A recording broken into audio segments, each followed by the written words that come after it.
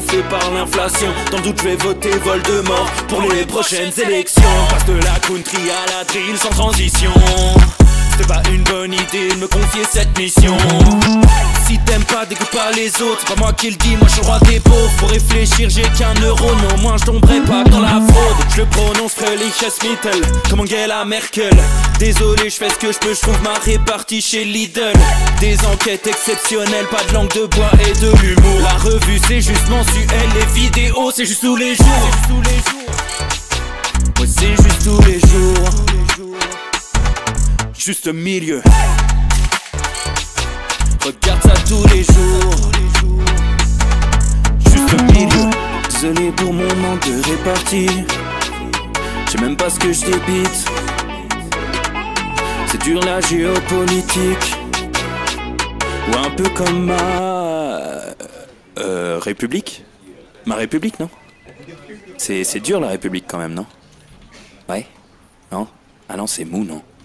Ouais, les mecs se font chier, on dirait un peu. Ouais, c'est un peu mou. Enfin, ça dépend dans quel pays. Ouais. Bah, j'y connais pas grand chose, moi. Et c'est quoi une démocratie déjà?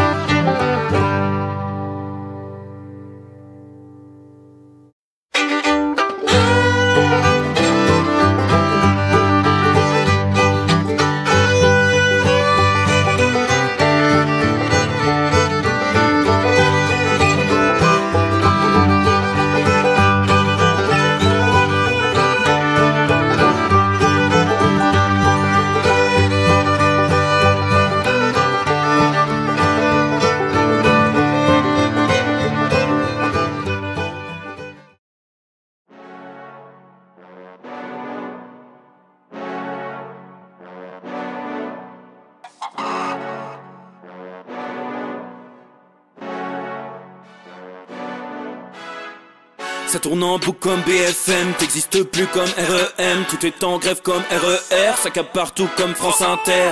Faut pas croire tout ce qu'on dit à la télévision. Merci YouTube pour la liberté d'expression. C'est la vérité absolue, c'est de l'info et de l'actu. Si t'as un doute sur le contenu, check les sources ou le nombre de vues. C'est la vérité absolue, c'est de l'info et de l'actu. Si t'as un doute sur le contenu, check les sources ou le nombre de vues. Calme-toi Dimitri, la force tranquille, ça tape dans le mille. De midi à minuit, dégomme les mensonges comme des quilles. Depuis qu'il y a des séances publiques, je veux plus au cirque mais à l'hémicycle.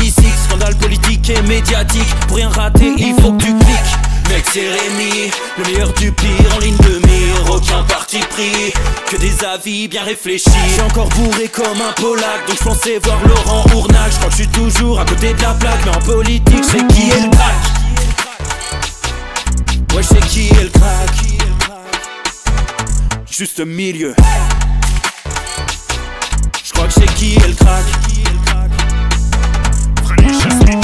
Salit des kilomètres de presse pour faire un résumé express. Ça charbonne comme un chinois avec la qualité d'un bavarois. On sera en retraite après notre mort, on sera bouffé par l'inflation. Dans le doute je vais voter Voldemort pour les prochaines élections. Passe de la country à la drill sans transition. C'était pas une bonne idée de me confier cette mission. Si t'aimes pas, dégoûte pas les autres. C'est pas moi qui le dis, moi je suis le roi des pauvres. Pour réfléchir, j'ai qu'un euro, non, moi je tomberai pas dans la fraude. Je le prononce Fröhliches Mittel, comme Angela Merkel. Désolé, je fais ce que je peux, je trouve ma répartie chez Lidl. Des enquêtes exceptionnelles, pas de langue de bois et de l'humour. La revue c'est juste mensuel, les vidéos c'est juste tous les jours. Ouais, c'est juste tous les jours. Juste milieu. Regarde ça tous les jours.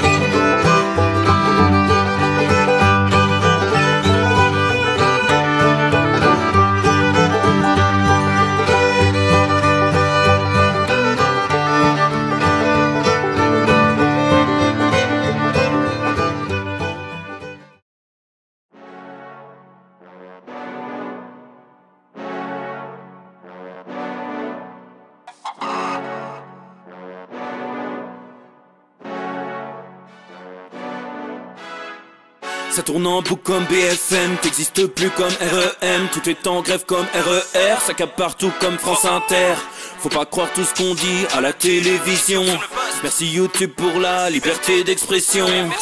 C'est la vérité absolue, c'est de l'info et de l'actu. Si t'as un doute sur le contenu, check les sources ou le nombre de vues. C'est la vérité absolue, c'est de l'info et de l'actu. Si t'as un doute sur le contenu, check les sources ou le nombre de vues. Calme-toi Dimitri, la force tranquille, ça tape dans le mille. De midi à minuit, t'es comme les mensonges comme des quilles. Depuis qu'il y a des séances publiques, je veux plus au cirque mais à l'hémicycle. Scandale politique et médiatique, pour rien rater il faut que tu cliques. Mec c'est Rémi, le meilleur du pire en ligne de mire. Aucun parti pris, que des avis bien réfléchis. J'suis encore bourré comme un Polac, donc j'pensais voir Laurent Ournac. J'crois que j'suis toujours à côté de la plaque, mais en politique j'sais qui est le crack. Ouais j'sais qui est le crack. Juste milieu. J'crois que j'sais qui est le crack. Ça lit des kilomètres de presse pour faire un résumé express. Ça charbonne comme un chinois avec la qualité d'un bavarois. On sera en retraite après notre mort, on sera bouffé par l'inflation. Dans le doute je vais voter Voldemort pour les prochaines élections. Passe de la country à la drill sans transition. C'était pas une bonne idée de me confier cette mission. Si t'aimes pas, dégoûte pas les autres. C'est pas moi qui le dis, moi je suis le roi des pauvres. Pour réfléchir, j'ai qu'un euro, mais au moins je tomberai pas dans la fraude. Je le prononce Mittel, comme Angela Merkel. Désolé, je fais ce que je peux, je trouve ma répartie chez Lidl. Des enquêtes exceptionnelles, pas de langue de bois et de l'humour. La revue c'est juste mensuel, les vidéos c'est juste tous les jours. Ouais, c'est juste tous les jours. Messieurs, dames, bien le bonjour à tous, bande d'affreux Jojo, j'espère que vous allez bien les amis. Vendredi 31 janvier 2025, 21h15, France Pays de Galles, on y est, ça y est, le tournoi Destination commence aujourd'hui. Que du bonheur, voilà, d'où ces quelques erreurs techniques pour commencer. Sûrement l'excitation, j'ai appuyé sur des trucs, j'aurais pas dû appuyer. Que du bonheur les amis. Est-ce que tout le monde va bien? Voilà, pour finir cette semaine, on se sera vu tous les soirs. C'est un grand chelem, en espérant que ça donnera des idées à notre 15 de France, évidemment les amis. Merci, on commence à en fanfare, merci à Petit Gris 69 pour le sub, 7e mois, merci les amis, un max de sub, comme disent les jeunes. J'espère que tout le monde va bien, voilà. Est-ce que la semaine a été bonne de votre côté? On a déjà plié le mois de janvier, ça c'est quand même un truc de dingue. C'est quand même un truc de fou, ça y est, c'est foutu janvier, ça dégage. Il n'y a plus de janvier déjà. Janvier 2025, on le reverra plus, il est derrière, il est foutu. Donc c'est extraordinaire. Ça va à une vitesse folle les amis, donc c'est que du plaisir, voilà, que du bonheur, que du plaisir. Les copains, Koi62 qui dit bonjour Rémi, bonjour tout le monde, la dernière avant le week-end, c'est vrai, ça c'est bien. Kocham73 qui dit demain vacances au ski, et voilà, ça fait plaisir. Il y a mon Jérôme que j'embrasse, Jérôme 010277, j'espère que tu vas bien camarade. Salut à toi Rémi, et la bière est au frais, les chips dans le bol pour le match. Ah, moi aussi j'ai hâte. Peut-être que je vais même me jeter un petit verre de la jolie bouteille que tu m'as offerte à Toulouse. Je me rappelle pas, je me rappelle très bien camarade, évidemment. Merci à toi mon Jérôme, j'espère que tout roule de ton côté. Donc ce soir, voilà, on doit célébrer, on va parler un peu rugby, dans l'émission évidemment. On a deux gros sujets, on a Evras, on va revenir là-dessus, un papier de Libération sur la loi Evras qui est assez sidérant et je voulais vous en parler. On va également aller voir l'ami Bill Gates. Voilà, on va parler de Bill Gates. Bon, bah, pourquoi pas après tout. Et j'ai quoi d'autre? Et j'ai une petite séquence sympa pour s'échauffer. Petite séquence, voilà. Petite séquence sympa. Vous allez voir, je vais vous montrer ça. Il y a mon Babcom5 que j'embrasse qui dit salut Rémi, désolé de t'embêter, je voudrais me servir de ta plateforme pour pousser un coup de gueule contre l'hypocrisie du monde occidental sur... Attends, je reprends ton message que j'ai sûrement du démarchage téléphonique. J'adore ça. Allô? Oui. Je vous appelle car je voulais savoir si vous avez profité des nouvelles aides 2025 à l'installation de panneaux solaires. Alors j'ai seulement 4 questions rapides. Alors pour commencer, vous habitez... Ah, c'est une voix automatique. Chien de la casse! Non, c'était une voix automatique. C'est dommage, on n'a pas pu papoter. Excuse-moi, mon Babcom5, je relis le message. Salut Rémi, désolé de t'embêter, je voudrais me servir de ta plateforme pour pousser un coup de gueule contre l'hypocrisie du monde occidental sur ce qui se passe à Goma, en République démocratique du Congo. Des millions de morts, un État agresseur et un État agressé. Silence complet de l'Occident car l'État agresseur est un de leurs alliés. Absolument, c'est très grave ce qui se passe du côté de la RDC. N'hésite pas, camarade, si tu veux intervenir sur le Discord pour nous expliquer justement ce qui se passe. Tu es le bienvenu. Salon général vocal, mon Babcom 5. N'hésite surtout pas, ce serait avec plaisir. On peut même prévoir un créneau la semaine prochaine si tu veux dans le Juste Bistrot que tu puisses intervenir avec grand plaisir. N'hésite pas, camarade.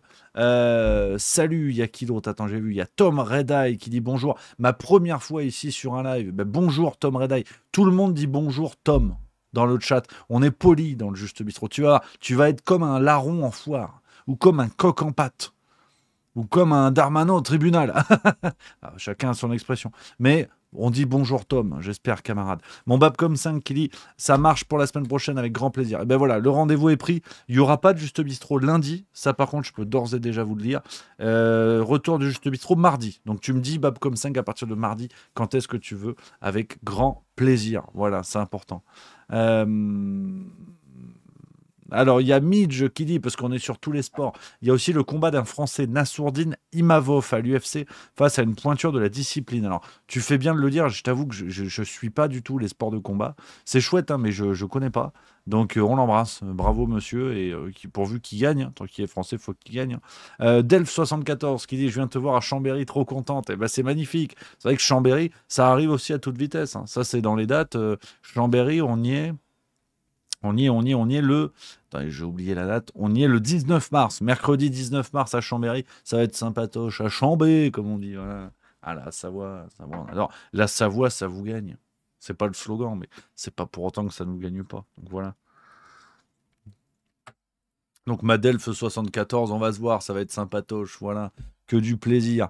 Imavov est excellent, nous dit Marcel The Rock. Lux Talua 88, tu vas revenir vers Montpellier. Alors on va essayer, pourquoi pas. On a déjà Alès le 12 avril, on n'est pas loin. On sera dans le secteur au Pelouse Paradise le samedi 12 avril à 20h. Voilà, le rendez-vous est pris. Je vous remontre, hein, je vous redonne le lien dans le chat de Twitch si vous voulez jeter un œil sur la tournée en sachant qu'on a des nouvelles dates qui arrivent. On a validé 2 dates, on attend juste que ce soit officiel pour le mettre dans la billetterie. Ça va être La Rochelle et Le Mans, donc ça va partir vite. On sait que vous êtes nombreux dans les secteurs, donc c'est que du plaisir. Il y a quelques nouvelles dates qui arrivent et là récemment on a rajouté, je vais vous montrer. On n'a pas encore lancé la publicité parce que je sais que parfois les gens râlent, disent ouais, tu fais la pub pour ton spectacle. Comment je fais sinon? Est-ce que Drucker il m'invite? Est-ce que André Berkoff il m'invite sur Sud Radio? Non. Est-ce que TF1 il m'invite? Non. Bon ben on se démerde comme on fait sur tout le reste et on bricole. Bon ben voilà. On a Orléans, les amis d'Orléans, jeudi 13 mars 2025 à 20h. Alors c'est à Orme, à 10 bornes d'Orléans. Tu prends la bagnole, tu sors, tu te mets sur le périph' d'Orléans, Saint-Jean-de-Bray, on connaît le secteur. Paf, t'arrives, Orme, tu t'arrêtes, tu t'assois, tu rigoles, tu repars. Ça dégage. Après Briard, 14 mars. Voilà, c'est dans le secteur aussi Briard. On va se régaler. Donc voilà les rendez-vous pour mars. Lille, c'est complet, terminé. Et on est à 200 places, il n'y a plus un ticket à la Comédie de Lille. Terminé. Donc les amis du Nord, on va s'éclater, on va se fendre la gueule. Donc ça c'est fini, il n'y a plus de place. Et Narbonne le 14 février, c'est dans 2 semaines. Voilà les amis. Pour la tournée. Je prends vos petits messages. Il y a Isa Tricotte qui dit je serai à Lille, Rémi. Eh ben, hâte de te rencontrer, évidemment. Flatipus qui dit bordel, je sens que ça va être un flop les révélations et ça va retomber sur ses pattes en disant que la relation Macron-Brigitte était illégale, chose qu'on sait déjà. Ah ouais, alors, les amis, sur l'histoire... Attends, je vais y venir sur Candace Owens. Il y a qui donc qui dit Metz. Alors Metz, ça fait partie des nouvelles dates. C'est du tout frais. On l'a même pas encore mis sur notre page de suivi des dates, les amis. On sera au Cameo Comedy Club à Metz. Donc ça y est, ça fait partie des toutes nouvelles dates. Ça vient de tomber, c'est officiel. On a le lien de la billetterie. Je vais vous le donner en avant-première. Parce que je te dis, même nous, on était quasiment pas au courant que c'était fait. Donc, les amis, je vais vous donner le lien. Ah, je te l'ai pas donné d'ailleurs. Ça me fait penser. Le lien de Metz. Je devais te le donner, c'est bon, c'est fait. Okay. Bah, si tu regardais le Juste Bistrot, tu serais au courant. Excusez-moi. Voilà, je vous le mets dans le chat, les amis. Le lien pour Metz, c'est du tout nouveau, tout frais. Si vous voulez prendre vos places, on sera au Cameo Comedy Club. On y sera très exactement le... parce que tu vois, j'ai zappé le 17 octobre. 17 octobre 2025, vendredi 17 octobre, les amis. Voilà. C'est que du bonheur, que du bonheur. Les amis, il y a mon Jérôme qui dit à Toulouse, ce serait pour tester le nouveau spectacle. Ah bah évidemment, je crois qu'on fera le baptême du feu du nouveau spectacle s'il y a ce nouveau spectacle à Toulouse, évidemment. Théâtre du Visiteur, l'ami Chris, Plaisance du Touche, et mon Jérôme qui dit, Rémi, quand tu seras sur Toulouse, j'espère que nous aurons le temps d'aller voir un match au stade ensemble avec plaisir. Alors là c'est pas tombé dans l'oreille d'un sourd. Ah oh que oui. Perfecto 85, Vendée, tu as des pistes où je dois prendre pour Nantes. Alors en Vendée, le plus proche qu'on est, ouais, dans le secteur, c'est Auray-Nantes. Pour l'instant, Vendée, on n'a pas d'autres pistes. On négocie un peu à droite à gauche pour d'autres villes, mais la Vendée, non, ça va être Nantes le plus proche. Hein. Et je pense, ouais, Nantes, en plus, Nantes, c'est le 19 juin. Je pense pas qu'on cale une date avant en Vendée. Donc je pense que ce sera le plus simple. Voilà les amis. Les copains. Alors, Candace Owen, on va en parler un petit peu parce que ça commence à me gonfler cette histoire. Je vais pas vous mentir. Je commence à en avoir un petit peu plein le fiac. Il y a beaucoup d'attentes. Enfin, si tu veux, il y a une sorte de rendez-vous qui a été créé où on a l'impression que ça peut faire tomber Macron, ce qui va sortir. Peut-être, et j'aimerais bien, je vais pas vous mentir, mais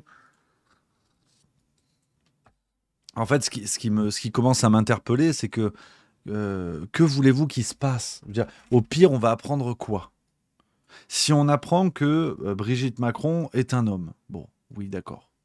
Si on apprend qu'ils ont menti, est-ce que ce sera la première fois? Si on apprend qu'il y a un détournement de mineurs au départ de leur histoire, tout le monde le sait. En fait, au bout d'un moment, il y a une telle attente que si on met tout à plat, je ne vois pas ce que Candace Owen, donc cette journaliste citoyenne américaine, je ne vois pas ce qu'elle peut révéler de plus, si vous voulez, ou ce qu'elle peut révéler qui va vraiment donner une autre tournure à l'affaire. Je trouve que c'est en train de devenir une attente incroyable du côté des Français, parce qu'on n'a que ça à foutre, en fait, de se passionner pour des trucs où on peut d'ores et déjà deviner la conclusion. Je suis désolé de reparler de ça, mais on a sorti, il y a 2 journalistes du Monde qui ont sorti un bouquin qui explique les scandales de la gestion du début du Covid, qui nous explique qu'on a un motif clair pour la destitution du président. On devrait inciter tous les membres des partis d'opposition en France à se sortir les doigts et à faire leur boulot. Et tout le monde s'en branle. Et là, la question, c'est est-ce que Brigitte Macron, elle a une teub? En fait, je veux bien, mais au bout d'un moment, qu'est-ce que ça va changer? Je vois pas ce qu'elle peut faire, ce qu'elle peut révéler de vraiment déstabilisant pour le couple Macron. S'il y a usurpation d'identité, oui. Est-ce que est-ce que c'est la première fois que le couple Macron a un comportement illégal par rapport à ce qu'on sait et tout? Honnêtement, je trouve que là, on est en train de faire beaucoup de choses et ça nous déconcentre. Ça nous déconcentre sur les vrais sujets, ça démobilise les gens et on attend des informations d'une journaliste américaine, certes respectable, mais faut arrêter les conneries, quoi. Monsieur, comment qu'il s'appelle? Le monsieur de Faits et Documents a déjà fait tout le boulot. Il y a déjà toute l'enquête. Donc, peut-être qu'il y aura beaucoup plus. Peut-être qu'il y aura beaucoup plus dans les révélations, pas de souci, tu vois. Mais je vois pas ce qu'on peut attendre. Je vois pas ce qu'on peut attendre de plus sur cette histoire-là. Donc, affaire à suivre. Il y a Lolo Sifredi qui dit la différence, c'est que ça vient des États-Unis. Quand Natacha Array, on a parlé, tout le monde en a eu rien à foutre. Là, ça peut peut-être changer. Peut-être, je sais pas. Alors attends, on me dit écran figé. Merde. Faites F5 apparemment. Et pas Alt F4. Par rapport à là, il y a un jeu de mots. Faites F5 pour recharger la page. Sur le clavier, il y a F5 apparemment. Ça lag, merde. On est bon, on n'est pas bon. Non, moi ça a l'air d'être ok là, débit. Ça a l'air d'être bon, moi. On me dit je rame à mort. Mais oui, je sais, hein, de manière générale. Hein. C'est l'histoire de ma vie intime. Hein. Là, j'ai tout bon là. Ça bug sévère, merde. Ah, tu vois, ça c'est un coup des Russes, hein, c'est sûr et certain. Hein. Comme par hasard, au moment où je parle de Tub, hein, ça bug grave, on me dit. Merde. Ouais. 3 barres là-bas à gauche en bas. Là Ouais. Je dis rien là. La qualité de votre stream est bonne. Donc là, là c'est bon. Là. Non, faites F5, faites F5. Appuyez sur F5, normalement c'est bon. Ouais, c'est revenu, ça y est, ça marche, c'est bon, ça remarche. Il y a eu un petit bug. Bon. Excuse-moi du dérangement, Lolo. Pas de soucis.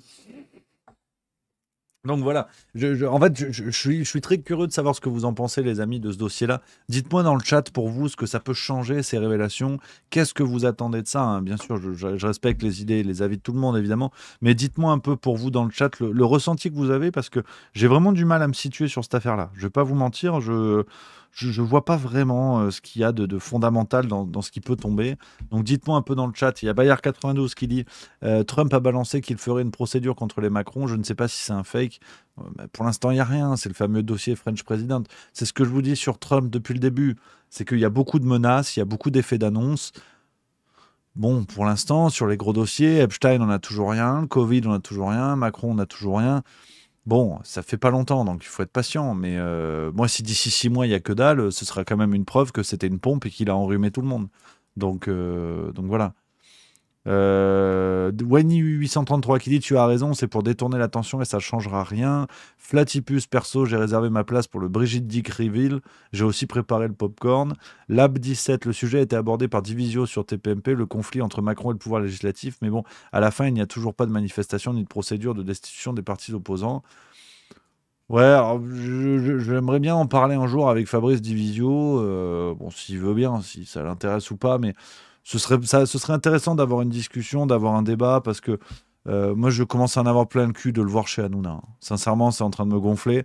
En tant qu'intervenant citoyen sur Juste Milieu, sur machin, il est en train, si vous voulez, de devenir le symbole mainstream de tous les combats que nous menons sur nos petits trucs. Et grand bien lui fasse, c'est très bien, il n'y a pas de souci. Mais au bout d'un moment, ça décrédibilise. Ça décrédibilise et je comprends pas ce qu'il va foutre là-bas. Ça change absolument rien. Genre, tous les sujets qu'il a portés là-bas, ça n'a jamais rien changé. La prise de conscience, bah, si on en est là, c'est que ça n'a pas marché. Il faut saluer le boulot, il faut saluer le courage dans ses démarches, la rigueur qu'il met, l'énergie qu'il met. Mais au bout d'un moment, aller chez Hanouna, ça sert à rien. Donc, à part l'amour des caméras, de la lumière, je comprends pas. Ça commence à me gonfler, mais c'est que mon avis et voilà, c'est toujours intéressant, hein, d'en papoter, et ce sera bien sûr à discuter avec lui avant. Je veux surtout pas parler dans le dos et voilà, ce sera avec plaisir d'en papoter. Crackpo qui dit j'attends rien du tout, je suis assez d'accord avec toi, les révélations sur le vaccin et le Covid sont plus importantes que de savoir si Brigitte est un homme ou une femme. Je suis complètement d'accord, moi c'est en train un peu de me gonfler, c'est quand même un peu en train de me gonfler. Sur cette affaire de Candace Owen, alors on verra, on en reparlera la semaine prochaine, hein.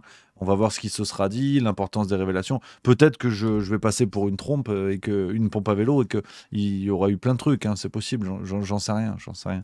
On verra bien, on verra bien. Attends, apparemment on dit ça rebug, ouais, mais écoutez, j'en sais rien. Je vais faire l'émission, au pire il y aura le replay, hein. De toute façon, si c'est les Russes, c'est les Russes.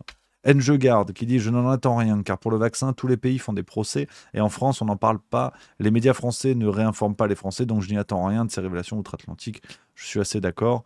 Les amis, il y a Ed2912 qui dit c'est 500 € les 20 minutes.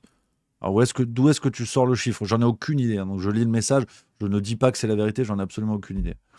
Igerne 14 milieux qui dit sur ligne droite ils ont montré une séquence de ta vidéo sans même te citer. Heureusement il y a plusieurs mimis qui l'ont fait. Pour Candace je pense qu'elle va juste lire la lettre qu'elle a reçue, peut-être. Oui, alors j'ai vu le truc de ligne droite, ça a été un grand débat dans l'équipe Juste Milieu cet après-midi. Bon, au départ ça m'a cassé les couilles, je vais pas vous mentir. Mettre ma gueule en miniature, prendre le contenu, mettre un youtubeur, un machin. Mais bon, peut-être que c'est ça la route vers le succès, hein. Si je veux être le Carlos de l'an 2000, de l'an 2020, bah, ça passe par là. Mais non, mais c'est pas grave, c'est toujours bien, hein. Hein, vaut mieux que c'est toujours chouette qu'on parle du boulot qu'on fait avec Juste Milieu, mais c'est vrai que ouais, c'est un peu chevalier, voilà, je trouve ça. Un peu cavalier même d'ailleurs. C'est ça l'expression. Parce que dire c'est un peu chevalier, ça veut rien dire en fait. Sauf si tu parles du mec qui était avec Las Palais, mais non, mais voilà, c'est pas grave, on s'en cire. Mais la prochaine fois, s'il m'envoie un petit message, puis je crois qu'il y en a un qui a mon numéro dans l'équipe, une fois il m'avait écrit. Donc je crois que c'est Corentin, ou quelque chose comme ça, qu'il n'hésite pas à m'envoyer un petit message. Pas de problème, hein, on est entre nous. On va pas se commencer à se faire des méthodes à la con, hein, quand même. On est des adultes, on est des gentlemen. Ah ouais, attends. Tu vois, ça, c'est une infusion à la menthe poivrée. Prenez des photos parce que c'est la dernière fois que je bois un liquide aquatique ce soir. Ce soir, c'est apéro, c'est rugby. D'ailleurs, le rugby, j'avais envie de vous parler de ça, les amis, avant d'aller vers Evras, vers Bill Gates, vers les sujets du jour. Le petit moment rugby, vous le savez, c'est mon plaisir de partager ça avec vous. C'est aussi le juste bistrot, voilà, de parler aussi d'autres sujets de temps en temps et puis de vous livrer ce que j'aime, de vous parler de ce que j'aime. Ce tournoi à destination qui commence ce soir, les amis, ça y est, tournoi 2025 et on va être très clair. Et on va être très très clair. La France doit gagner le Grand Chelem. Voilà, c'est clair. C'est clair, il n'y a pas plus. Je vais être très clair avec vous et là, c'est une annonce que je fais à la France. C'est une annonce que je fais à la Fédération française de rugby. C'est une annonce que je fais au président, Monsieur Florian Grill. Si nous ne faisons pas le Grand Chelem, je demanderai le licenciement immédiat de Fabien Galtier. Voilà. Je vais être très clair. Et là, je peux vous dire que du côté de la FFR, on a les chocottes. On commence à avoir les fesses qui font bravo. On peut faire de l'huile avec des olives dans le cul. Donc là c'est sérieux. Là, je rigole plus par contre. Parce que là, on en a plein le cul. Là, on en a plein le cul. On a une équipe. On n'aura jamais une aussi bonne équipe. Une équipe de France. On n'aura jamais un aussi bon 15 de France. C'est extraordinaire. Tout est réuni. Toutes les conditions sont réunies. On a le meilleur joueur du monde, Antoine Dupont. On a des pépites extraordinaires comme des Biel Barré qui explosent. On a des gens comme Antonio. Comme ça suffisait pas, on fait jouer des types qui sont pas français mais qui jouent en championnat de France depuis 5 ans, comme Emmanuel Meafou, comme Tatafou. Alors il est blessé en ce moment. Mais on n'a jamais eu une aussi bonne équipe. Donc au bout d'un moment, c'est parfois facile de dire que c'est l'entraîneur, que c'est machin. Mais 5 ans de mandat Galtier, un tournoi, destination, un grand chelem, c'est pas possible. C'est pas possible. Il faut qu'on fasse plus. On doit faire plus. Donc, je le dis. Et là, j'ai pris un air grave. J'ai pris un air grave. Là, je rigole pas du tout. Donc, je veux le Grand Chelem en 2025. Voilà, c'est clair. Donc, ça commence comment? Ça commence ce soir. Les Gallois, alors, je vais vous donner tous mes pronostics. Enregistrés. Je sais que vous aimez bien vous foutre de ma gueule. Même ceux qui suivent pas le sport, qui en ont rien à foutre, enregistrez les pronostics. Ce sera l'occasion de me cracher la gueule. Parce que je suis souvent à côté quand même. Ce soir, le 15 de France, je connais la composition par cœur, je vais vous la donner, je n'ai rien sur mes écrans, tout est là-dedans. C'est une véritable base de données. La première ligne sera composée de Jean-Baptiste Gros, Peato Movaca à l'honneur, Winnie Antonio. Nous aurons en deuxième ligne Thibaut Flamand, il n'est pas là, il est blessé, remplacé par Alexandre Roumat au poste de numéro 4. Numéro 5, Emmanuel Meafou, donc c'est du 100% toulousain. Troisième ligne, Paul Boudéan, Greg Aldrit, François Cross. C'est très fort. La charnière, Dupont, Ntamak. Ntamak, il est un peu moins bien en ce moment, mais ça va revenir, il n'y a pas de problème. Sur les ailes, Théo Atisogbe, Biel Barré. Au centre, Barassi. Merde, c'est qui l'autre centre? Je ne me rappelle plus. Je sais plus. Bon, Barassi, voilà. Ramos en 15. Sur le banc, Jégou Oradou, on va en parler des deux qui sont dans l'affaire, on va en parler. Il y a un sujet aussi un peu politique, un peu sociologique là-dedans, on va en parler. On a Colombe pour remplacer Antonio, donc c'est-à-dire que tu changes une Twingo par une Smart, donc c'est solide. Voilà, Moefana, merci, il n'y a plus de saison. Yoram Moefana, le deuxième centre évidemment. On a qui d'autre sur le banc? Il y a Le Garec qui est là, il y a je sais plus l'autre, je me rappelle plus les autres. Donc ce soir les amis, on doit déchirer le Pays de Galles. Ce soir nous allons gagner 47-12. Voilà, c'est noté. Moi aussi, je vais faire un grand chelem. Vous allez voir, 47-12. Ce soir, nous allons vaincre le Pays de Galles. Vous pouvez enregistrer ce score. On débriefera mardi. Et vous direz, mon Dieu, Rémi, t'es un visionnaire. Donc, bon, les Gallois, c'est des pompes à vélo. Ils sont nuls. C'est une catastrophe. Enfin, rien ne va du côté du Pays de Galles en ce moment. Ils ont un problème de génération. Ils n'ont pas le renouvellement. Il y a la Fédération galloise de rugby a des problèmes de pognon. Il y a eu des histoires d'agression sexuelle à la Fédé. Enfin, c'est une catastrophe. T'as des joueurs qui se sont tirés en France. Enfin, rien ne va du côté du Pays de Galles. Donc, on doit les déchirer. Voilà. Ça va être très clair. On doit les déchirer. Demain, il y aura un match intéressant.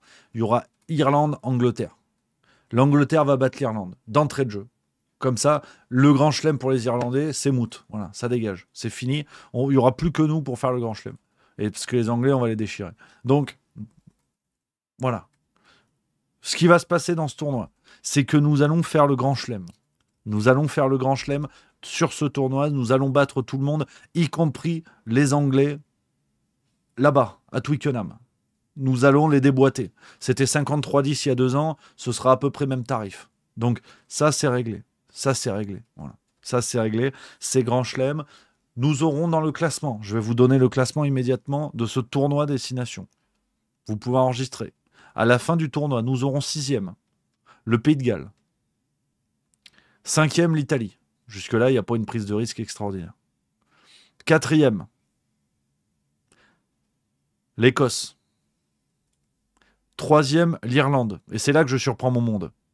2e, l'Angleterre. 1er, la France. Voilà.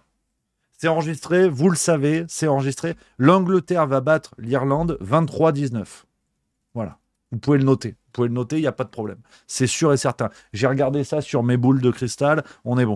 Il n'y a pas de problème. Il n'y a pas de problème. C'est acté. Donc, voilà pour ce tournoi 2025, les amis. J'ai hâte d'être ce soir. Ça va commencer. Ça va être extraordinaire. On va s'éclater avec cette belle équipe de France. Alors, il faut parler de ce qui gâche un peu la fiesta. Cette affaire, Jégou Oradou, hein, pour être un peu complet sur le dossier.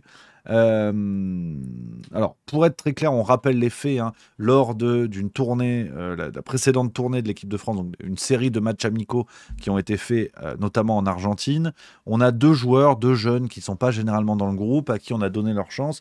Oscar Jégou et Hugo Oradou, respectivement joueurs de La Rochelle et je sais plus, c'est La Rochelle et Pau, je crois, si je dis pas de conneries, qui ont été accusés d'agression sexuelle, d'une fille qui serait montée dans la chambre des 2 loustiques, il y aurait eu agression sexuelle. Dans un premier temps, ce qu'ont relayé les médias étaient des faits d'une extrême gravité, on parlait même d'actes de torture à un moment donné, donc des trucs vraiment vénères, vraiment très graves.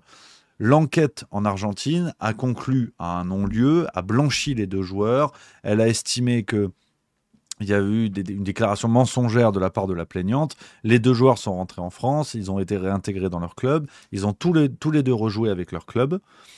Et aujourd'hui, que se passe-t-il ? Que se passe-t-il ? Ça fait beaucoup parler parce que Fabien Galtier, non seulement on les avait convoqués dans le groupe des 42, alors pour ceux qui ne suivent pas, préparation des matchs et des tournois, le sélectionneur de l'équipe de France prend un groupe de 42 joueurs, et après, il réduit le groupe à 30. Donc il y en a 12, ça dégage, ils retournent chez eux, mais au moins ils sont venus, ils ont eu le short et le t-shirt. On rigole, mais ça permet en fait de voir des jeunes, des joueurs qui ne sont pas tout de suite confirmés pour le groupe numéro 1, mais qui à l'avenir peuvent s'y installer. Et donc Fabien Galtier fait venir les mecs dans le groupe du 42, donc les Jégou Oradou qui sont au centre de la polémique, et en plus il les a mis sur le banc. Ce soir, les 2 seront sur le banc. Alors, là-dessus, je vous donne mon avis, et je le redis, ça n'est que mon avis. Donc, je suis ouvert à toutes les opinions. Il n'y a pas de bonne ou de mauvaise opinion, qu'on soit bien d'accord. Sur le premier plan, pour moi, là, c'est la question juridique. Déjà, il faut s'entendre. Ils ont été blanchis par la justice argentine. La justice en Argentine a considéré qu'ils n'étaient pas coupables et qu'on ne pouvait rien leur reprocher. Là-dessus, on peut se dire, la justice a été biaisée, ils ont subi des pressions, j'en sais rien, on peut estimer que le jugement n'est pas le bon, on peut critiquer la justice comme je la critique de temps en temps en France, donc il n'y a pas de problème. Je vous dis, ce serait trop facile de se cacher derrière la justice a rendu son verdict ou de dire forcément c'est catastrophique, c'est un mensonge à la justice. Je pense que là, toutes les opinions sont bonnes, toutes les opinions sont respectables. À titre personnel, je considère que sur le volet juridique, certes, ils ont été blanchis, il peut y avoir des doutes légitimes, mais pour le 15 de France, pour le staff du 15 de France, ils peuvent, si vous voulez, mettre en avant la décision de justice et dire ils sont blanchis, donc officiellement, ils n'ont rien fait. Pour eux, c'est un argument à utiliser. Après, libre à chacun de mettre un argument idéologique là-dedans, de mettre un argument moral, il n'y a aucun problème. Par contre, ce que je trouve scandaleux du côté du groupe, du côté de l'équipe de France, c'est que, au-delà des faits qu'on leur a reprochés, des faits d'agression sexuelle sur lesquels ils ont été blanchis, avec toutes les réserves que l'on peut avoir, il y a aussi un non-respect des consignes. C'est-à-dire que vous avez des joueurs qui ont fait la nouba, qui ont fait des dingueries. On ne sait pas vraiment s'il n'y a pas eu prise de substance. Alors, je crois qu'il y a un des 2 joueurs qui avait déjà été chippé en amont pour prise de cocaïne, si je ne dis pas de conneries. Donc, en fait, tu réintègres quand même dans le groupe des types qui ont outrepassé le cadre de vie, quoi. Et c'est là, en fait, où ça m'emmerde. Et où Fabien Galtier commence aussi sérieusement à me casser les couilles. Donc, le sélectionneur de l'équipe de France, c'est pas l'entraîneur. Hein. Le sélectionneur, c'est le mec qui choisit les joueurs. Et après, il y a des entraîneurs qui les entraînent. Mais il fait des discours, comme dirait Vincent Moscato dans le Moscato Show, c'est Oppenheimer, et avec ses lunettes, tu comprends plus rien à ce qu'il dit Fabien Galtier, en fait.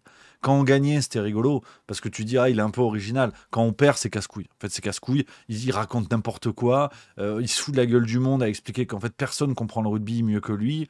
Donc ça devient vraiment très pénible. Ça devient très pénible, d'autant plus que maintenant on perd. Donc c'est un très mauvais communicant, Galtier. C'était déjà le cas à Montpellier à l'époque, c'était déjà le cas à Toulon, ça a toujours été le cas. Quand ça gagne, c'est un super type, mais quand ça perd, la communication, elle est catastrophique.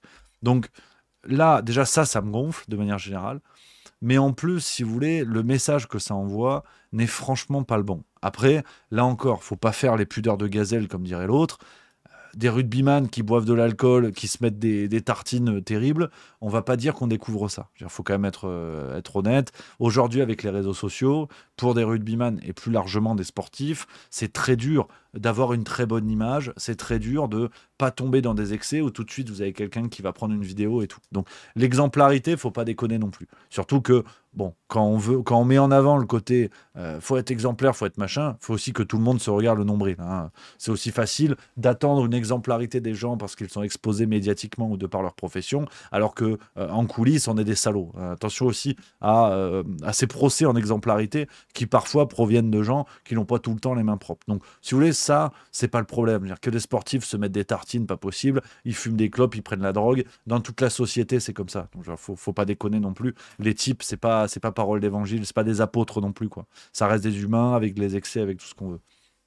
D'autant plus que le problème de la drogue dans le rugby est une réalité. L'équipe a sorti un reportage que j'ai pas encore vu, donc peut-être que je vous en reparlerai, sur la consommation de drogue à très haut niveau dans le rugby, où ça arrive de plus en plus, parce que c'est aussi un moyen pour les joueurs de se vider l'esprit, de peut-être même jouer sur les douleurs, sur les choses comme ça.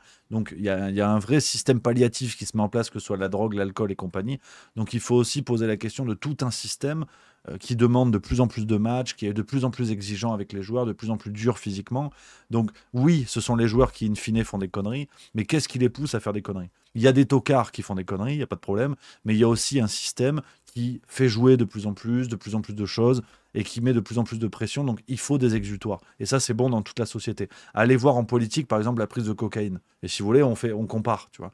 Andy Kerbrat qui va acheter de la 3MMC dans le métro parisien qui se fait choper. Moi, je veux bien qu'on fasse des leçons aux rugbyman, mais qu'on fasse des leçons à toute la société dans ce cas-là. Qu'on regarde la réalité des chiffres de la consommation de drogue et d'alcool, et que tout le monde en prenne pour son grade. Mais je trouve ça un petit peu trop facile d'en mettre sur la gueule de certains types. Donc voilà, cette affaire Jégou au Radou, c'est une très mauvaise image que ça envoie. Je comprends les arguments de tout le monde. La réalité, c'est que Galtier ne s'épargne pas un problème. Et puis, ça touche aussi à l'image de l'équipe de France, et c'est ça qui m'emmerde. Ce soir, vous avez des gens qui ne suivent pas généralement de rugby, qui auraient pu s'y intéresser parce que c'est la France qui joue, c'est sur France 2, c'est chouette. Et en fait, on va coupler les informations et on va dire, mais il y a des agresseurs sexuels qui sont sur le terrain. Ben, ça va éloigner des gens. Et pour l'instant, tant qu'on va dire que l'affaire est encore vive, eh ben ça met une mauvaise image sur le rugby. Et ça m'emmerde. Ça m'emmerde. Surtout que la France est un vivier de talent aujourd'hui. Jégou au Radou font un début de saison monstrueux dans leur club, c'est vrai. Mais franchement, on pouvait mettre d'autres gens. Contre le Pays de Galles, on pouvait mettre d'autres gens. Contre l'Irlande, je veux bien que tu prennes effectivement les meilleurs. Faut pas déconner. Contre le Pays de Galles, on avait largement moyen d'aller chercher d'autres types. Donc ça m'énerve. Voilà, ça m'énerve. Mais quoi qu'il en soit, ce soir, allez les Bleus. Ce soir, c'est allez les Bleus. Ce soir, c'est on déchire les Gallois. On a un Dupont qui est extraordinaire. Ballon porté, Peato Movaca, ça va être un essai. Voilà, je vous l'annonce, il y aura un essai sur ballon porté. On va avoir un Ramos qui est extraordinaire, 100% au pied. Il est magique en ce moment. Ntamak impeccable. Le petit Théo Atisogbe, l'ailier de Pau, qui va être énorme. Donc voilà, ce soir j'ai hâte. Je suis excité comme tous les amis. J'adore le rugby, donc j'ai hâte de voir ça. Je redonne mon pronostic, c'est 47-12. Dites-moi dans le chat, les amis, quels sont vos pronostics. On repassera le replay peut-être mardi pour voir qui avait raison. Dites-moi un peu ce que vous en pensez, ceux qui suivent le rugby ou pas, évidemment. Dites-moi les copains. Et on aura aussi un Écosse-Italie demain, si je dis pas de bêtises. Alors, est-ce que c'est Italie-Écosse ou... voilà. Demain, c'est Écosse-Italie. Donc, le premier Flower of Scotland à Murrayfield, 15h15, je serai devant la télé, je serai là, ça va être extraordinaire. Puis Mouskassi, qui nous dit 7000-9. ça peut être un pronostic de mon pote Pierrot, ça, tu vois, parce qu'il est con, il dit souvent des conneries comme ça. Kunjun 73, tu le regardes au bistrot? Non, pas ce soir. Ce soir, je suis à la maison. Ce soir, je suis à domicile. Les prochains matchs, je serai à l'extérieur. France 23, 43 Galles. Non, c'est une blague. Vous foutez pas de ma gueule non plus. 2-1 France Pays de Galles. Alors, il y en a un, à mon avis, il a pas saisi qu'on était au rugby. Non, mais ouais, voilà, vous dites des bêtises. Voilà. Vous êtes intenable. Une classe d'enfants turbulents. Il y en a un, il dit Prono Quartararo champion du monde. Non, mais vous êtes intenable. C'est fou. 32-20, il n'y a plus de saison. 38-10 Marcel Zorroc, 24-10 Assassin Crétin, 0-0 Roma 83, 24-15 Assassin Crétin. Moi ce soir je débranche parce qu'il joue du piano debout. Allez France Gall, ça c'est bon, je l'attendais. C'est Koi 62, bien joué à toi camarade, elle est pas mal. 45-18, 45-18 pour Girio 92. Donc voilà les amis. J'ai hâte d'être ce soir, 21h15, on est devant notre télé, pour la France, pour nos bleus, voilà, allez les bleus, allez, on enchaîne les amis, je suis content, j'ai fait mon petit quart d'heure rugby, on y va sur l'actualité maintenant, avec cette petite séquence, parce que on tape tout le temps sur les mêmes, hein. Tu sais, vous savez, les gens pénibles, les Aurore Berger, les Marlène Schiappa, les Rachida Dati, mais on en oublie certains. Et il y en a une qu'on oublie un peu, c'est Amélie de Montchalin. Amélie de Montchalin, on a oublié qu'il y a la pénibilité au travail, mais on pourrait installer aujourd'hui une prime à la pénibilité à la télé. Regardez-la, c'est une précieuse ridicule comme on les aime en politique. Elle nous régale, en plus sur la question des futures mesures pour faire des économies en France, les 7 heures de boulot et compagnie. Sociale, Amélie de Montchalin. Est-ce que vous êtes favorable, vous, à l'idée de faire travailler les Français 7 heures de plus par an? Catherine Vautrin, à la ministre du Travail, a mis cette proposition sur la table. Alors moi, je sais une chose, c'est que depuis 80 ans, la sécurité sociale a été créée avec l'idée que c'est le travail qui paye la protection sociale. Donc quand on a un vieillissement qui s'accélère, quand on a des dépenses sociales qui augmentent, il n'y a pas de miracle. Notre système nous dit il faut travailler plus. Il faut travailler en plus d'heures, il faut travailler plus dans la vie, il faut qu'il y ait plus de gens qui travaillent. Mais ce que je vois aussi, et j'y reviens, c'est que cette méthode, il faut qu'on soit très précautionneux. Parce que si tout ne repose que sur le travail, on voit aussi la conséquence. Perte de compétitivité des entreprises, perte de pouvoir d'achat pour les salariés. Donc le bon débat, c'est comment on crée plus de travail. Vous savez, il y a eu 2 millions d'emplois créés depuis 2017. Et ça, c'est une très bonne nouvelle. Aujourd'hui, on a un vieillissement, le grand âge, l'autonomie créent des dépenses.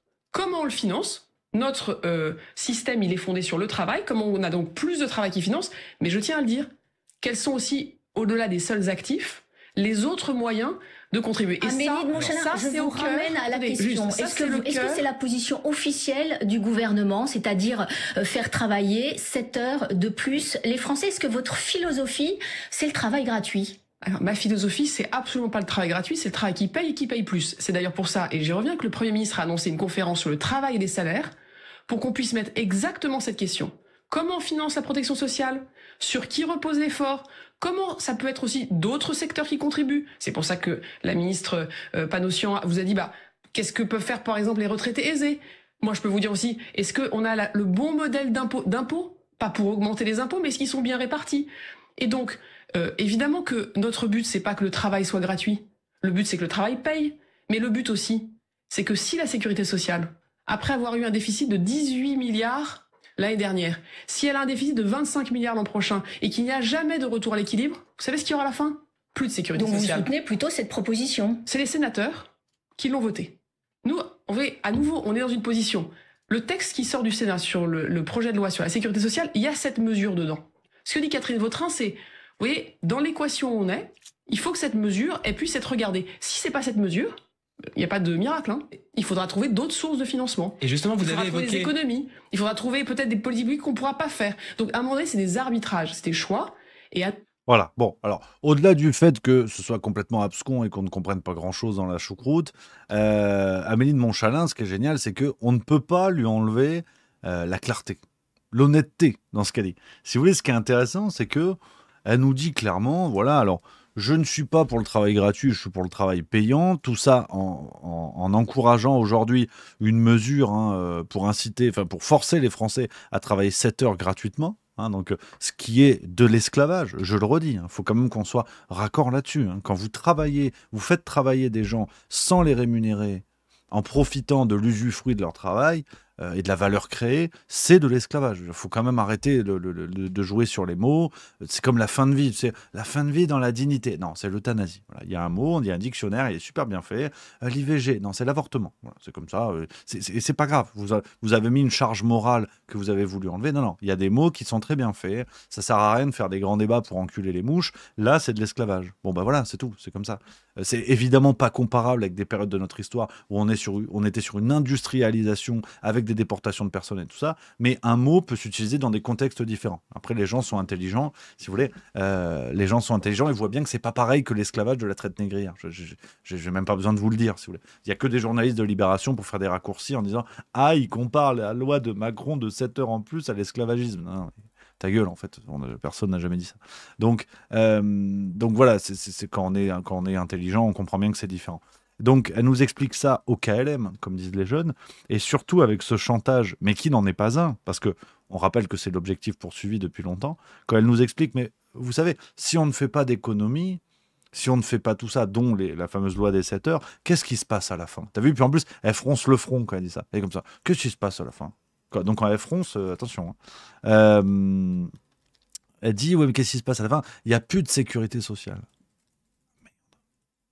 Donc tu vois, on est sur un chantage, comme le chantage, rappelez-vous, avant la dissolution, enfin la motion de censure, pardon, le vote de la motion de censure, rappelez-vous que si la motion de censure était votée, on nous promettait des nuages de criquets, on nous promettait la mort, le réchauffement climatique, un nouvel album de Maître Gims, enfin on nous promettait vraiment des choses très très graves, et bubule en fait, bubule. Donc, c'est toujours ce chantage, cette volonté de faire peur aux gens. Et ça continue. Et ça continue. Et elle te dit, il n'y aura plus de sécurité sociale. Mais en fait, c'est votre but.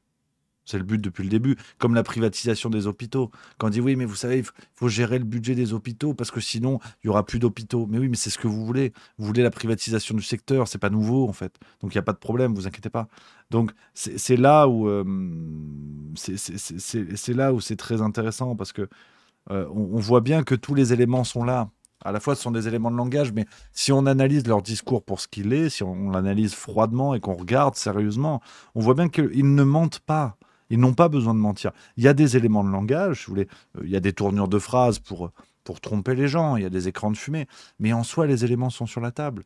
Ils vont faire travailler les gens 7 heures de plus. Tout comme en Grèce, on a ouvert la possibilité de travailler le samedi. Désormais, en Grèce, il y a 6 jours ouvrés sur 7. Donc, après, si vous voulez, chacun reste sur ces histoires de oui, mais LFI, oui, mais Le Pen, oui, mais la droite, oui, mais la gauche. Si vous voulez, si ça vous amuse, restez là-dessus. Mais au moins, ce qui est chouette, c'est qu'on voit ce qui nous attend. Si rien n'est fait, on voit que ça va finir comme la Grèce, que c'est l'objectif. L'objectif, c'est de dégraisser de plus en plus tout ça. Et je trouve ça assez intéressant. Voilà un peu la séquence que je voulais vous montrer. Alors faites F5, apparemment on a pas mal de problèmes de connexion aujourd'hui les amis. Ça tourne, hein, ça continue de tourner l'émission. Je vais la faire normalement, au pire vous regardez le replay. Si ça bug, s'il y a des problèmes chez vous, appuyez sur F5 pour rafraîchir la page. Pour rafraîchir, c'est à cause du réchauffement climatique je pense. Donc voilà les amis. On enchaîne sur le sujet, un autre sujet, un des gros sujets de l'émission que je voulais vous proposer, c'est Bill Gates. Notre Bilou américain en pleine détente. Il a donné un interview il y a quelques jours, vous en avez peut-être entendu parler. Il a donné un interview, je vais vous retrouver la source, au Times. Donné un interview au Times, regardez, ça c'est le lien original. Bill Gates, Trump, Musk and all my neurodiversity made me. Donc ça, il a donné l'interview au Times. Et qu'est-ce qu'il nous a dit dans le Times, Bill Gates?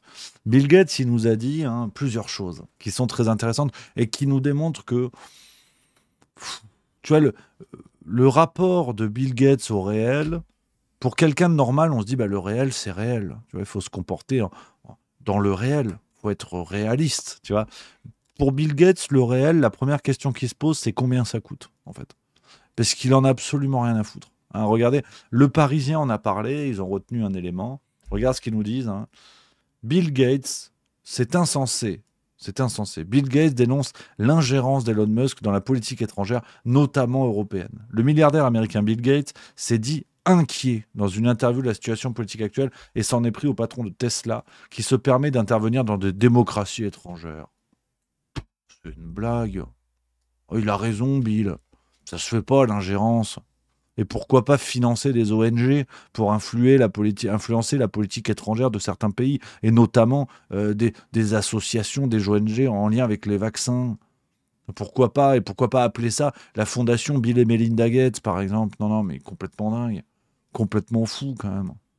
Non, mais c'est fou, ça. Bien, tu sais, c'est Morandini qui accuse Cohn-Bendit, tu vois. Qu'est-ce qui se passe? Ouais, non, ça se fait pas. Oh. Demander des photos nues à des castings, à des mineurs, comment ça? Non, mais... Et il n'a pas dit que ça. Il n'a pas dit que ça, Bilou. Bilou, regarde ce qu'il nous a dit. Parce que ce qui est dingue, c'est que comme ils en ont rien à foutre, alors là encore, hein, il faut rappeler que je prends des pincettes, hein, parce que j'aimerais bien bientôt devenir chroniqueur sur CNews bientôt ou dans Libération, donc il faut que je me comporte en journaliste mainstream. Je rappelle que l'affaire Epstein est du complotisme. Ça n'existe pas, voilà, hein, qu'on soit bien d'accord, ça n'existe pas, je le rappelle. Mais ça existe tellement pas que Bill Gates, il a dit, c'était stupide. Bill Gates regrette amèrement avoir passé du temps avec Jeffrey Epstein. Donc c'est amèrement, hein. T'as vu, c'est sérieux, il le regrette amèrement quand même, hein. Voilà. Dans une récente interview, Bill Gates a évoqué son amitié passée avec le financier condamné pour agression sexuelle sur mineur, Jeffrey Epstein, ne masquant pas ses regrets d'avoir passé du temps avec celui qui s'est donné la mort en prison en août 2019, alors qu'il attendait son procès pour trafic sexuel. Voilà. Rétrospectivement, j'ai été stupide de passer du temps avec lui. Donc oui, je pense que j'ai été assez stupide. Je pensais que cela m'aiderait dans la philanthropie en matière de santé mondiale. En fait, cela n'a pas été le cas. C'était juste une énorme erreur. Voilà. Alors par contre, qu'on ait violé des gamines, alors ça non. Ça, il n'y a pas d'évocation. Là, il y a... Non. Il a dit... Non, non. Non, non. Il y a aucune... Il y a rien à voir, en fait. Ça, non, non, violer des gamines, c'est bon. C'est de passer du temps qu'il regrette amèrement. Pour ça, amèrement, j'insiste là-dessus parce que tu vois, c'est ça le travail du journaliste. S'il y avait juste Bill Gates regrette, toi tu es là, tu te dis, oh, amèrement, d'accord. Ah ouais, non, c'est que c'est grave alors. C'est que là, vraiment, il le regrette beaucoup, beaucoup, beaucoup. Amèrement, un peu, like pamplemousse, tu vois. Donc non, non, c'est très intéressant. Et si tu lis le texte tel qu'il est présenté, on te dit, ce qu'il regrette, c'est passer du temps avec Epstein. Parce que peut-être, je sais pas, il puait les pieds, j'en sais rien. C'était pas très agréable. Par contre, qu'il y ait des centaines de gamines qui aient été violées, peut-être il n'a pas vu en vrai. Peut-être. Qu'est-ce qui vous dit qu'il était au courant? C'est aussi ça, bande de complotistes. Bande de cons. Non mais je le dis, j'ai le droit de le dire. De toute façon, moi je veux être journaliste mainstream. C'est mon objectif désormais. Je veux, parce que tu as le droit de tout faire en fait. Donc j'ai le droit d'insulter les gens de toute façon. De toute façon, c'était faux. Rappelez-vous, quand on nous disait, oui, Bill Gates, il a fréquenté Epstein, on te disait, c'est faux. Donc c'est tellement faux qu'il le regrette amèrement, tu vois. C'est pour ça. Moi, je voulais vous parler de ça, l'interview de Bill Gates. Je pense que ça mériterait qu'on le regarde en entier. Ça doit être rempli de pépites. Parce qu'en plus, si je dis pas de conneries, Bill Gates, Bill Gates, il a dit, il était autiste. Il a dit. Apparemment, il s'est rendu compte qu'il était autiste. Ouais. Je vais vous retrouver là. J'ai vu passer ça aussi. Il a dit qu'il était autiste. On sait pas, puis on s'en fout en fait. Tu vois, regarde. Il a dit une phrase, alors j'ai rien compris. Hein. Si j'avais grandi en 2025, j'aurais probablement été diagnostiqué autiste. Apparemment, t'as les gender fluides et t'as autiste fluide. Je sais pas. Alors que c'est un truc sérieux, hein, qui se respecte. Je dirais être autiste, c'est sérieux, c'est pas une blague, tu vois. Bon, voilà, pourquoi pas. Pourquoi pas. Déjà qu'on se fout de la gueule de Musk. Alors oui, alors c'est qui l'autre pompe à vélo? Merci à Fouzon qui vient de subprime. Merci beaucoup, un nouveau sub. Merci camarade. Et dans ton milieu qui a offert un sub à Carolita 2020. Merci beaucoup. Oui, c'est Luc Ferry, cet abruti. Parfois, enfin, qui s'est foutu de la gueule de Elon Musk devant Cohn-Bendit. Donc déjà, ça en dit long. Alors Luc Ferry, c'est dommage parce que parfois il a des positions intéressantes. Mais regarde ce qu'il nous a dit. La stratégie qui est derrière, c'est très simple. Bon, lui, il est Asperger au dernier degré. C'est un fou. Il faut quand même le dire. Il a été diagnostiqué Asperger. Donc, c'est un barjo complet. Mais un barjo qui a 200 millions de followers, qui est le patron de X, pas simplement de Tesla ou de SpaceX. Il est aussi le patron de X avec tout le pouvoir que ça peut donner dans le monde entier. Et donc, le fait que ce fou ait 440 milliards de dollars comme fortune est évidemment extraordinairement inquiétant. Voilà. Donc, on a une confusion sidérante. On t'explique que être diagnostiqué Asperger, c'est être barjo complet, je cite. C'est évidemment n'importe quoi. C'est évidemment n'importe quoi. Et il faut quand même rappeler que Luc Ferry tolère faire des émissions en même temps avec une ordure pédocriminelle qui est Daniel Cohn-Bendit. Donc, il faut quand même rappeler que Musk est peut-être barjo complet, je cite, mais en attendant, lui, se fait pas toucher la braguette par des filles de 6 ans, si vous voulez. Donc, je préfère un Musk qu'une saloperie de Cohn-Bendit. Tu vois, si on doit choisir, un jour tu fais une équipe de foot, bon bah voilà, je préfère le barjo complet qui fabrique des bagnoles plutôt que le politicien écolo qui couche avec des gamines et qui se fait toucher par des gamines. Si vous voulez, voilà, pour moi c'est juste choisir l'équipe. Donc évidemment Luc Ferry, je lui pisse au cul. Voilà, faut aussi être d'accord qu'il aille se faire cuire le cul. C'est très important qu'on soit bien d'accord. Et il est l'incarnation, je vous le dis souvent, il est l'incarnation, Luc Ferry, d'une personnalité médiatique ambivalente qui parfois va avoir des positions intéressantes. Je vous ai déjà montré des séquences de lui où il tient des positions assez courageuses et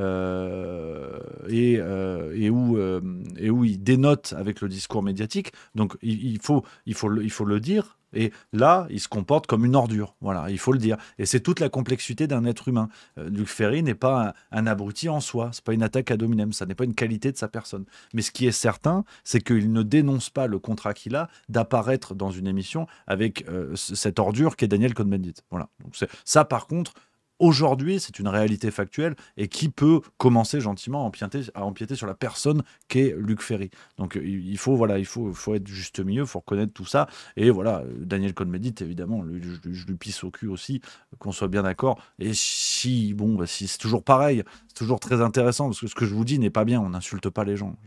Non, normalement, on le fait pas. Mais avec Daniel Cohn-Bendit, qui a eu des comportements pédocriminels avérés, si vous voulez, presque ça peut être intéressant qu'il porte plainte, si vous voulez. Du coup, ça lance une plainte et ça oblige à prouver qu'il n'a pas été, qu'il machin. Il y a une séquence à la télé, donc c'est le problème. Parce qu'il a témoigné à la télé que, je cite, « Vous ne savez pas ce que ça fait de se faire déshabiller par une petite fille de 6 ans. » Donc, si vous voulez, le procès, il est gagné. Donc, c'est pour ça que je trouve ça intéressant de rappeler quand même l'ordure qu'il est. Donc, voilà les amis. Sur cette histoire de Bill Gates, on a un petit peu dérapé vers Luc Ferry, mais je voulais vous parler de ça. Voilà, il y a un manque de respect assez extraordinaire de la part de Luc Ferry. Bill Gates raconte n'importe quoi une fois de plus. Et puis, ce qui est intéressant aussi sur Luc Ferry, où est l'Arcom? Ouais, ça répond pas. Voilà, ça répond pas. On peut insulter les gens qui ont été diagnostiqués Asperger à la télé, il n'y a pas de problème. Et ça représente des gens en France. Il y a des citoyens qui peuvent se sentir touchés par cette séquence. On les prend pour des barjots complets, je cite. Tu vois, alors que c'est sérieux. C'est sérieux. Là, l'Arcom, non. L'Arcom, ils ont dit c'est bon, on peut y aller. Attends, je vais essayer de rappeler quand même. Ouais, voilà. Avec que j'aille me faire foutre. Ouais. Bon, ben voilà, tu vois, ils sont sur messagerie. Ils ont dit pour tous les sujets qu'eux ne décident pas, allez vous faire foutre. C'est la messagerie. C'est bizarre. Putain, ils sont payés avec l'impôt des Français, c'est fou. Donc non, l'Arcom, évidemment, sauf erreur, ils font des châteaux de sable actuellement. Donc ils n'ont pas pu intervenir sur le dossier. On enchaîne, c'est quasiment lié, on est pas mal, il y a une fluidité dans les sujets. Libération, les amis, sexualité et vie affective, une éducation dictée par l'offensive réactionnaire. Je voulais vous parler de ça. C'est un article paru dans Libération du 29 janvier 2025, les copains. Donc il y a 2 jours au moment où je vous parle. Et là, on n'a que du miel. Alors vous le savez, ce projet de loi Evras, Evars en France, Evras en Belgique, si je dis pas de conneries, Evars en France. Merci à Nat M. McFly qui vient de subprime, un nouveau sub. Merci beaucoup les amis, installez-vous confortablement. Donc ce projet de loi Evars qui avance très sérieusement en coulisses, ça va arriver gentiment dans nos écoles, c'est tout le but. Et là, ce qui est très intéressant, c'est que Libération commence à faire le service avant-vente. C'est même pas après-vente, ça ce sera plus tard. C'est avant-vente, avec une sorte de... C'est pour ça que je vous en parle, on en a déjà beaucoup parlé dans le Juste Bistrot, et sur Juste Milieu plus largement. Mais là, on a vraiment un étalage de ce... certains parlent de fenêtre d'Overton, si vous voulez, mais de comment on fait gober à une population entière ce qu'une grande majorité de cette même population n'accepterait pas de base. Donc, vous avez l'étalage en fait d'outils rhétoriques, de manipulation idéologique, d'ingénierie sociale pour faire gober aux gens qu'on va enseigner l'identité de genre à l'école primaire, tu vois. Ce que une grande majorité des parents refuseraient. Mais là, comment on explique ça en fait? Comment on explique ça? Et vous allez voir, c'est parfait cet article. Il est parfait pour comprendre tout ça. Il est parfait. Alors, par exemple, je vais vous lire certaines choses. Alors, pour vous résumer l'histoire, les amis, on en a déjà parlé. Je vous renvoie vers des précédentes vidéos qu'on a pu faire. Je vous lis le cheminement pour l'instant. Sans aller jusqu'à la reculade opérée par le gouvernement de François Hollande en 2014 sur le programme dit des ABCD de l'égalité, cette dernière version donc du projet de règles qui vont être mises en place dans les écoles, cette dernière version a été édulcorée par rapport à celle présentée en novembre aux organisations syndicales. Selon son cabinet, la ministre de l'Éducation, Elisabeth Borne, a conservé les ajustements de fond proposés par sa prédécesseur Anne Genté pour ne modifier que des choses sur la forme. Voilà. Donc, vous voyez, il y a des allers-retours, ça évolue. Ils sont censés faire évoluer. Je vais vous lire ce que nous dit une certaine Elisabeth Alain Moreno, qui est présentée comme secrétaire générale du syndicat d'enseignants SE-UNSA. Donc, secrétaire générale d'un syndicat. C'est sérieux, tu vois. Et elle s'exprime concernant les changements qui ont été apportés. Je vous lis ce qu'elle dit à Libération. De grosses précautions ont été prises. La notion d'identité de genre a été supprimée de nombreuses fois, alors que c'est une terminologie couramment utilisée et qui existe dans le code pénal. Donc, ça, par exemple, c'est parfait de l'activisme idéologique. C'est une illustration parfaite de comment cet activisme s'auto-justifie. C'est-à-dire que là, on parle du projet de loi Evars, comment il est discuté, comment ça va être mis dans les écoles, les discussions qu'il y a, ceux qui sont pour, ceux qui sont contre, comment on fait évoluer le texte. L'argument de cette militante idéologique, clairement, est de dire, oui, mais c'est dans le code pénal. Sauf que ce sont ces mêmes gens, ce sont ces mêmes activistes qui ont poussé pour que ça entre dans le code pénal. Donc, qui ont fait une pression idéologique, une pression sociale, en faisant croire que c'était un scandale, que la majorité des citoyens avaient envie de ça. Je rappelle que sur ce genre de choses, le plus simple, c'est un référendum.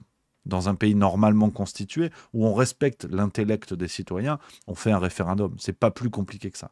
Il y en a qui sont contents du résultat, après, il y en a qui sont pas contents, mais c'est la démocratie. Et si on ne le fait pas, voilà. Donc en fait, vous avez une activiste, elle et ses copains, ils ont poussé pour que ça entre dans le code pénal dans un premier temps. Vous noterez qu'ils ne se sont pas attaqués aux écoles en premier. C'est un cheminement logique. Ils ont poussé pour que ce soit reconnu sur le plan juridique, en l'occurrence dans le code pénal, avec par exemple des jurisprudences. On pousse, on médiatise des affaires pour qu'il y ait des inscriptions juridiques. Et après on dit, vous voyez, c'est la loi. En fait, c'est la loi. Donc, on agit énormément pour faire pression sur le cadre légal, et après ces gens-là se retirent et disent non mais c'est la loi, c'est pas nous. Donc c'est précisément la manière avec laquelle peut fonctionner l'activisme idéologique, l'entrisme idéologique. Et là on en a une illustration parfaite. Se cacher derrière une modification de la loi à laquelle on a nous-mêmes contribué. Je vous prends un autre passage qui est intéressant.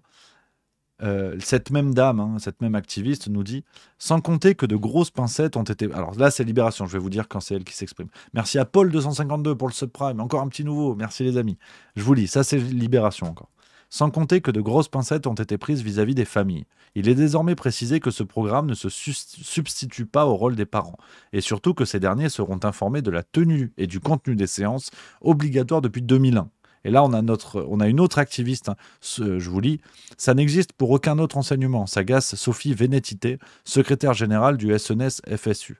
Ça donne presque un droit de regard aux familles, et certaines vont s'en servir pour ne pas mettre leurs enfants à ces cours. » Donc là, il faut voir ce qui se passe. Vous avez donc Sophie Vénétité, secrétaire générale d'un syndicat enseignant, qui te dit que le fait que le texte ait été modifié pour accorder un droit, pour expliquer que cet enseignement ne se substitue pas au rôle des parents, vous avez une syndicate enseignant qui vous dit « ça donne presque un droit de regard aux familles ».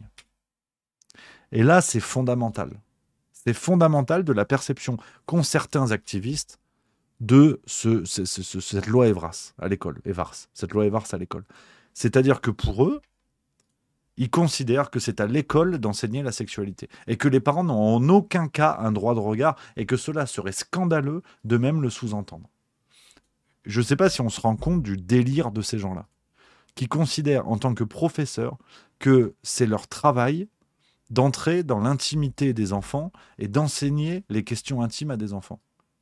Est-ce qu'on se rend compte en fait de la perception qu'ont des gens, et cette dame est à la tête d'un syndicat étudiant. Donc je veux dire, elle n'est pas d'un syndicat enseignant.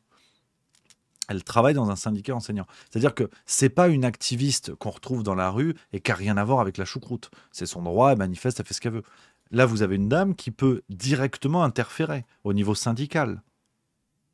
Donc ça, c'est la réalité. Véran disait, c'est ça la réalité dans nos hôpitaux, c'est ça la réalité dans les syndicats enseignants. Voilà les gens qu'il y a, qui considèrent que c'est à l'école d'enseigner comment un gosse peut se masturber, de savoir son identité de genre, s'il est gender fluide ou je sais pas quoi à 8-10 ans. Ces gens-là considèrent que c'est à l'école. Et vous explique, le raisonnement derrière ça, c'est de dire, mais attendez, en histoire géo, les parents n'ont pas leur mot à dire s'il faut enseigner la Première ou la Deuxième Guerre mondiale. Alors pourquoi ce serait le cas sur des questions de sexualité ? C'est simple comme bonjour, en fait. C'est simple comme bonjour. C'est pas plus compliqué que ça. Voilà ce qui est enseigné. Voilà ce que pensent certaines personnes. Et pas tous les enseignants. Il faut être tout à fait prudent, évidemment. On ne parle pas de tous les enseignants. Ce serait une connerie de ma part de vous dire ça. Et ça jetterait l'opprobre, comme dirait l'autre, sur plein d'enseignants qui font bien le boulot. Donc, c'est hallucinant. C'est hallucinant, les amis. Et il y a un autre passage que je voulais vous lire.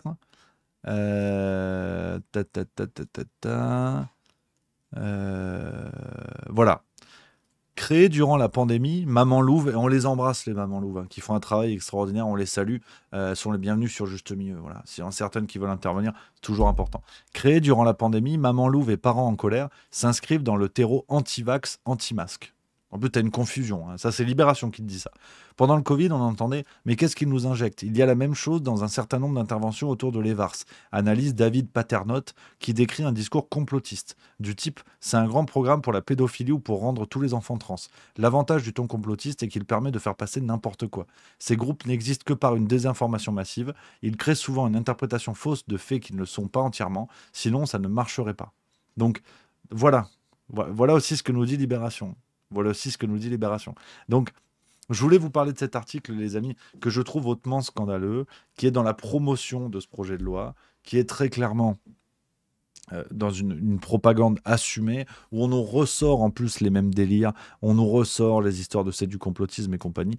Donc, une fois de plus, coup de gueule et prudence, parce que ça arrive et ça avance en coulisses. Les discussions se font sur le texte à choisir. Donc, voilà, que tout le monde en soit conscient quand même là-dessus, les amis. Donc voilà un petit peu les copains, ce que je pouvais vous dire aujourd'hui. On va pas tarder, il est bientôt l'heure, et puis l'émission bug pas mal apparemment sur le réseau, donc on va arrêter la pénibilité. Je vais m'en rentrer à la maison, les amis, parce que ce soir, c'est match 21h15, allez les Bleus, France-Pays de Galles. On a une pensée pour nos Bleus du handball qui se sont fait déchirer contre la Croatie hier. C'était compliqué, un match compliqué. J'ai le cœur gros, j'ai mal à mon handball, mais bravo à nos Bleus quand même. Faut aller chercher la médaille de bronze normalement. Ça devrait être contre le Portugal qui joue le Danemark ce soir. On a vu nos amis portugais vont se faire déchirer, mais c'est une nation qui monte très très fort, le Portugal au handball. C'est chouette, c'est très très chouette. Donc voilà les amis, ce que je pouvais vous dire. C'était un bonheur d'être avec vous cette semaine. Ce soir, on se quitte pas comme ça. J'ai un autre rendez-vous sur YouTube avec une vidéo où ça va chier les bulles carrées aussi. Attention, là je vous le dis, là, on n'est pas venu pour rigoler. On va se farcir Claude François. Je vous mets le lien. Regardez, vous avez le lien dans le chat. Rendez-vous à 19h les amis pour cette nouvelle vidéo sur Juste Milieu. Vous allez me dire oui mais on sait déjà tout sur Claude François. On prend les paris, voilà, on prend les paris, vous me direz mardi, voilà, beau boulot là-dessus, c'est le genre de vidéo que j'aime bien, où on va gratter. On va gratter un petit peu les amis. Donc rendez-vous à 19h, partagez un maximum si vous avez envie de nous aider. Et puis sinon, je vous donne rendez-vous la semaine prochaine. Mardi, le retour du Juste Bistrot. Je suis pas là lundi. Le retour mardi. J'espère que ça marchera mieux au niveau connexion. Merci d'avoir été là les copains. Vous êtes plus de 2000 sur toutes les plateformes au moment où je vous parle. C'est que du bonheur. Prenez soin de vous. Profitez bien ce week-end. Passez du bon moment. Faites ce que vous aimez. Allez les Bleus, France-Pays de Galles ce soir, on a hâte, 21h15, tous derrière notre 15 de France. Je vous embrasse, vive la rigolade, vive la France et à demain.